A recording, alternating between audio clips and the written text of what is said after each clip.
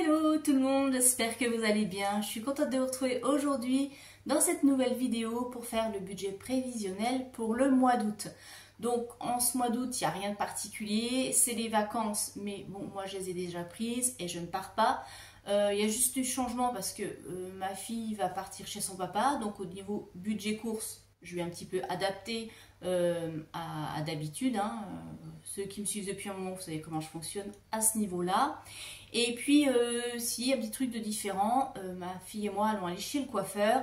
Et vous savez que c'est pas une dépense qui est prévue d'habitude, puisqu'en général, on a très peu de dépenses de coiffeur, peut-être une fois dans l'année.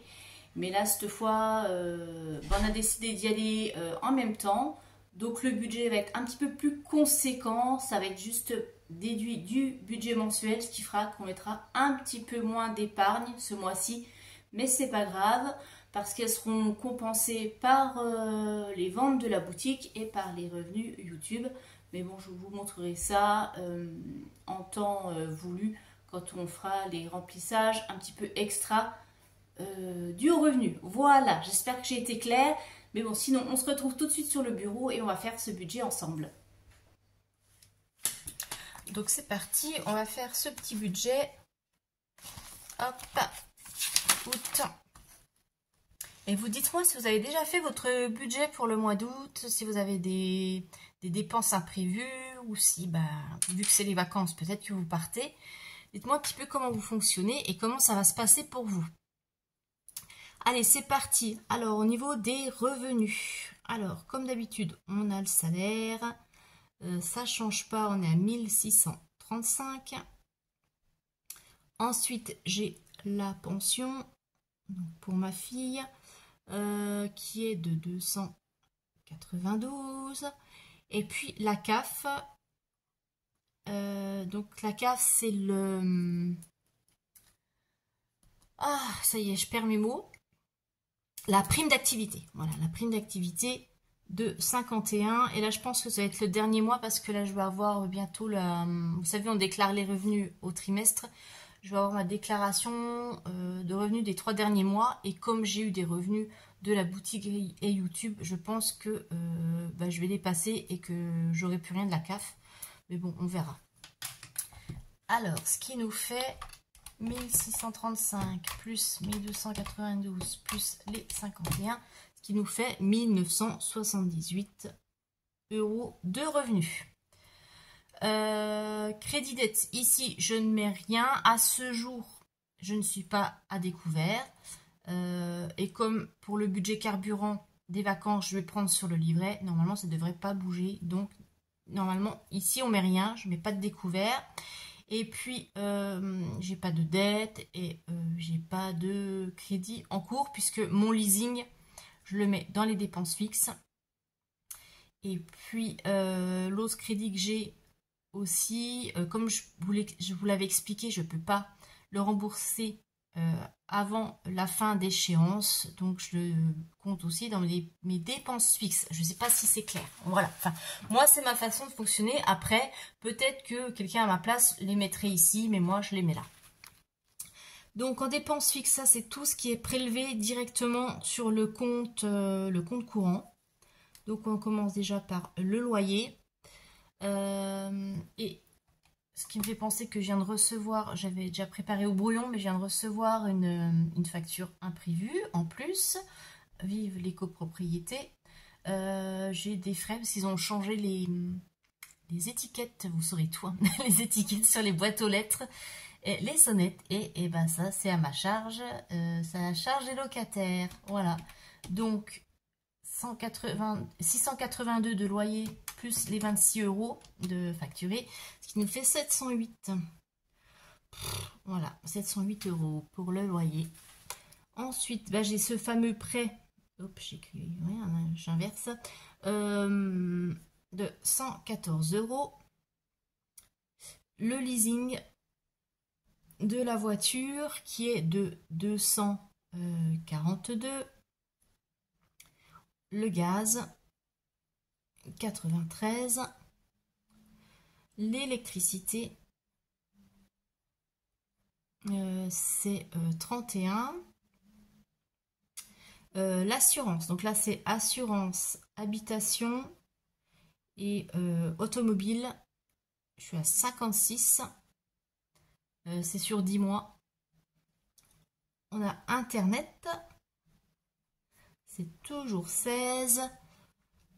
Le téléphone, pour moi, alors je précise, hein, on m'avait demandé, pour moi et ma fille, on est chez Soch. On est à 15 pour moi, ouais, c'est pas grave. Et puis le tel Lily, j'inverse. Donc le téléphone pour moi normalement c'est 15 et pour ma fille c'est 16. C'est le même, en fait c'est le même abonnement, mais au moment où j'ai pris c'était pas au même moment et du coup je paye plus cher, 1 euro de plus, mais c'est pas grave.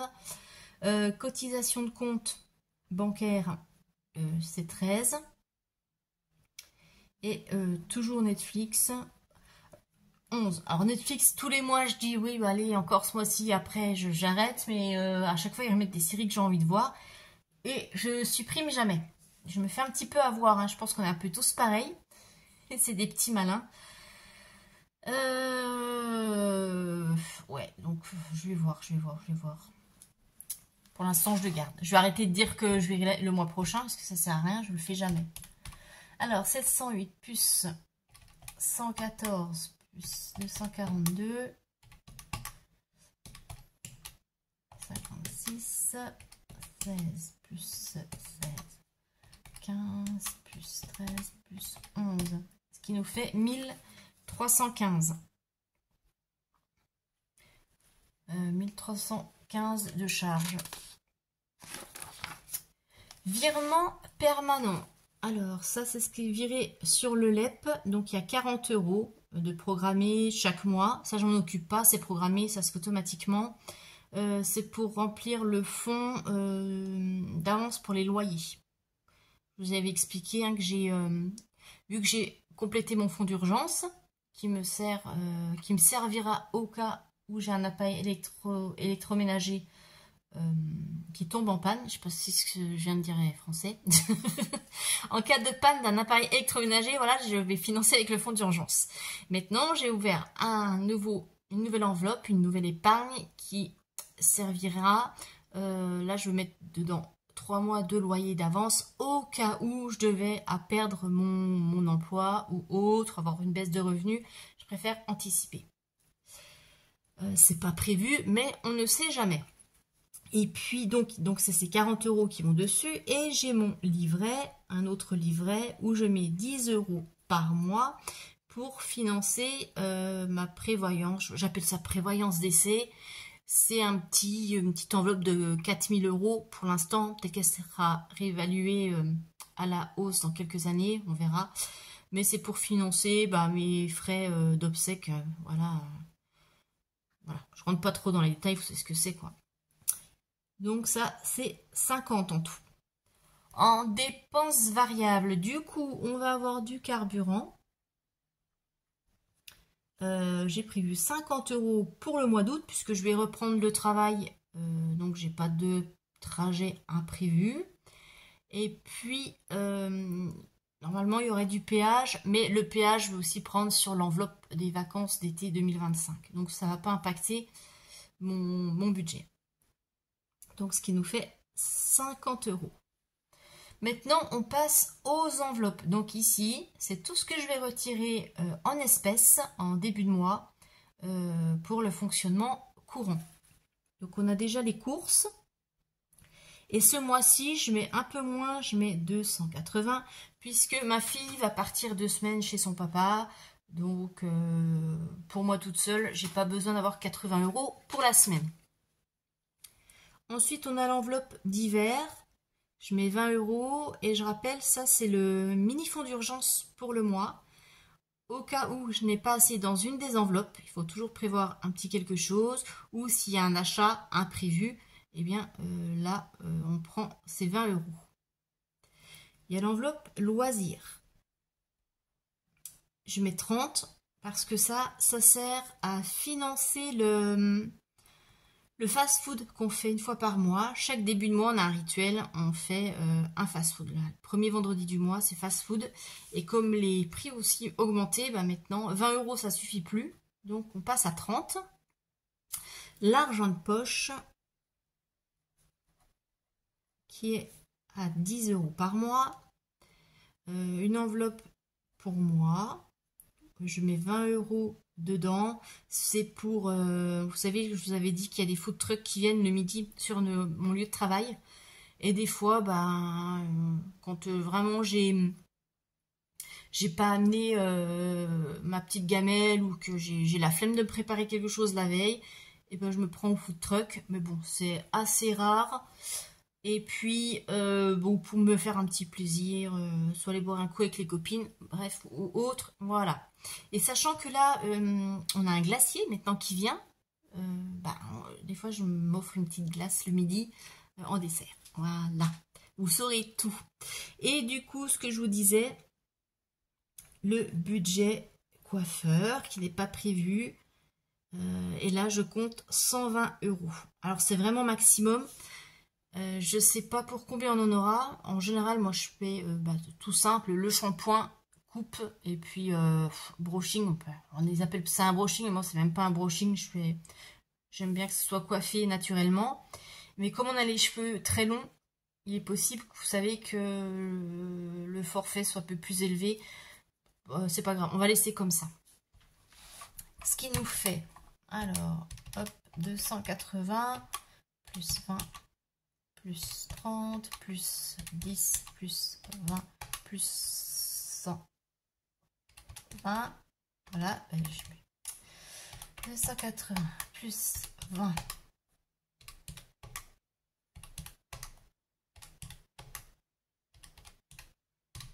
Qui nous fait 480. C'est bizarre, j'avais pas calculé autant, j'ai dû me planter. Sur mon brouillon, c'est pas ce qui est noté.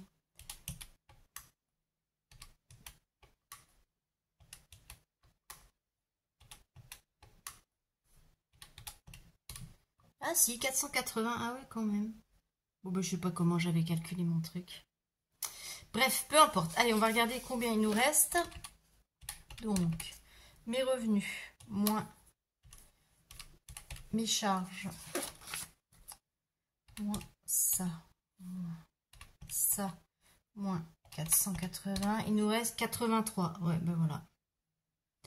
Donc, en épargne, je note ici, puisque je détaille plus, puisque maintenant, vous savez que je mets tout dans les défis. Il y aura 80 € que je vais répartir dans les différents défis pour compléter mes épargnes. Donc là, normalement, il restera 3 € sur le compte. Ouf, eh ben ouais, je sais pas comment j'avais calculé sur mon brouillon. Je pense que j'avais dû oublier quelque chose. Mais ouais, bon, 80, c'est pas grave. On va se rattraper. Et comme je vous le disais, je compléterai là avec les revenus de la boutique et les revenus YouTube. Je complète mes épargnes. Donc ça va se rattraper. C'est pas très grave. On y arrivera, vous inquiétez pas.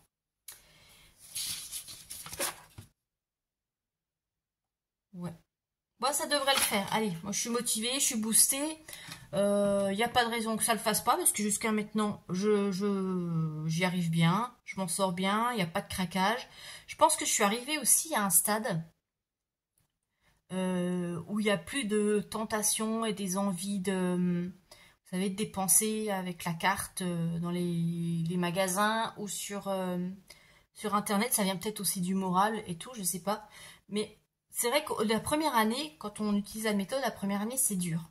Et au fur et à mesure, je pense, le fait de voir les épargnes gonfler et de voir que, en faisant attention, on arrive quand même à mettre de côté tout en vivant normalement, ça booste. Donc, il y a plus ces craquages comme j'avais avant. Parce que c'est vrai que, autrefois, comme beaucoup d'entre vous, j'en discute souvent avec certaines d'entre vous, avant de faire cette méthode, on a la carte facile, on va en magasin, on voit quelque chose, hop, on sort la carte, on va se balader dans la rue, on voit un truc qui nous plaît en vitrine, on rentre, on achète, boum, c'est la carte. Et, du coup, l'argent, il flambe facilement. Mais après, quand on utilise cette méthode, du coup, ben, on sait que ben, on a l'argent, même si on a la carte avec soi, ben, on est moins tenté parce qu'on sait que du coup, ben, nos objectifs d'épargne, ils vont pas se remplir.